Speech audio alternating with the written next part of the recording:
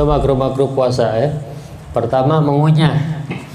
Ngunyah apa kayak pentul korek apa dikunyah-kunyah gitu ya, iseng ya. Gigit-gigit apa, gigit-gigit sisa makanan kali ya yang tadi subuh. Ya.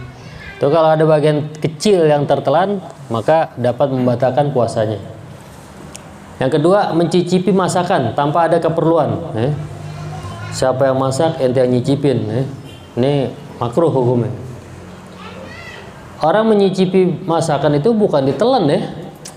Misalnya istri ente masak, terus istri ente nyicipin.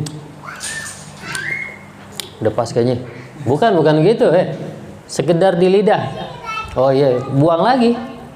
Bukan langsung ditelan. Tapi kalau nggak sengaja ada sedikit yang tertelan, itu nggak membatalkan puasa. Kenapa? Karena ada keperluan, yaitu mencicipi masakan.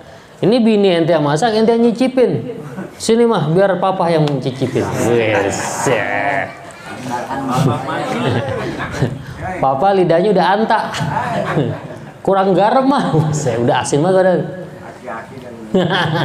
Ini makruh ya. Bahkan bisa menjadi batal puasanya. Kemudian membekam ya. Bekam itu makruh juga karena dapat menyebabkan badan menjadi lemah.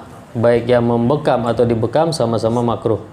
Kemudian kumur-kumur setelah berbuka biasa ada orang tuh mau buka kumur-kumur dulu, mungkin dia merasa mulutnya udah kotor banget kali ya sama bau bangke tuh mulutnya.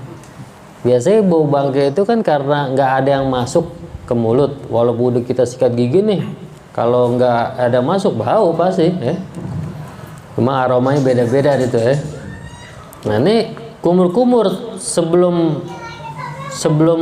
makan gitu, pas azan bukanya kumur-kumur buang, itu makruh hukumnya. Karena apa? Menyebabkan hilangnya keberkahan puasa. Jadi keberkahan puasa yang udah kita tahan dari beduk subuh sampai beduk maghrib, jadi hilang tuh keberkahannya. Yang kemudian yang kelima, mandi dengan berendam, walaupun mandi wajib, dan dapat membatalkan ibadah puasa apabila kemasukan air walaupun tidak sengaja. Dan kalau nggak ada yang kemasukan, hukumnya makruh. Tapi kalau sampai kemasukan, batal. Baik sengaja nggak sengaja. Dia janabah atau mandi berendam, mentang-mentang orang kaya punya kolam, kolam ikan. dia berendam. Wah. Ada kemasukan nggak sengaja, batal puasanya.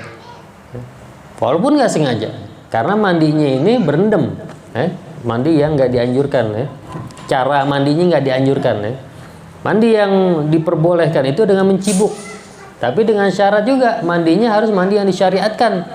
Seperti apa? Mandi Jumat, kemudian mandi apa lagi?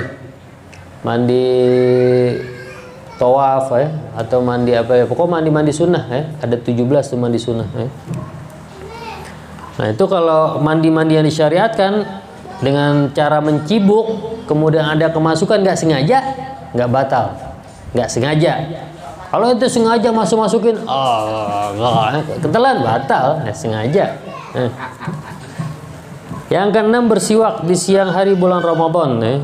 Ini ada pendapat yang mu'tamad, pendapat Imam Nawawi, dikatakan nggak makruh bersiwak.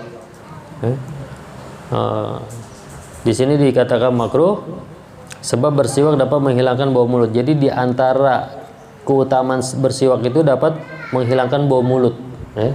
Jadi kalau orang sering bersiwak, biasanya bau mulutnya nggak terlalu bau seperti orang yang jarang bersiwak. Nah, kalau orang berpuasa, emang mulutnya bau, tapi di mata Allah lebih harum dari wangi misik. Jadi kalau mau bersiwak nggak apa-apa juga, tetap sunnah juga. Ini pendapat yang utama, pendapat Imam Nawawi. Kemudian 7, banyak tidur di siang hari bulan Ramadan.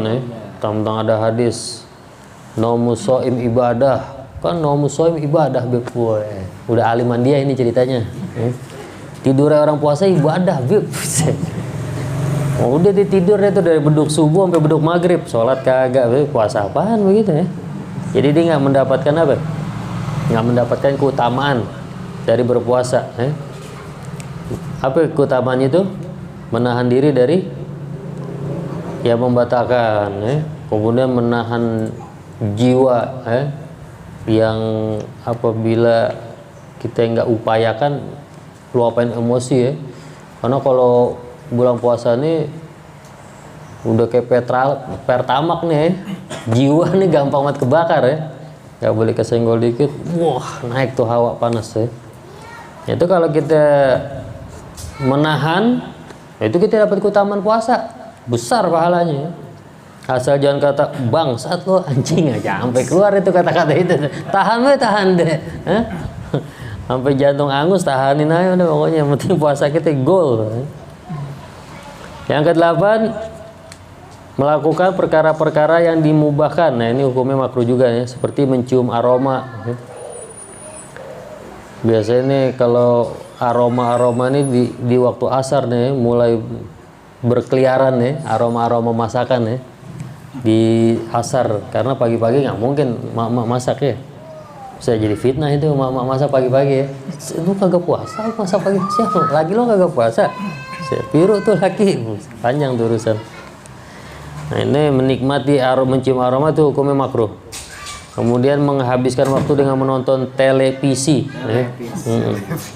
Atau menghabiskan waktu dengan mendengar musik dan sebagainya. Ini hukumnya makruh. Ya, selanjutnya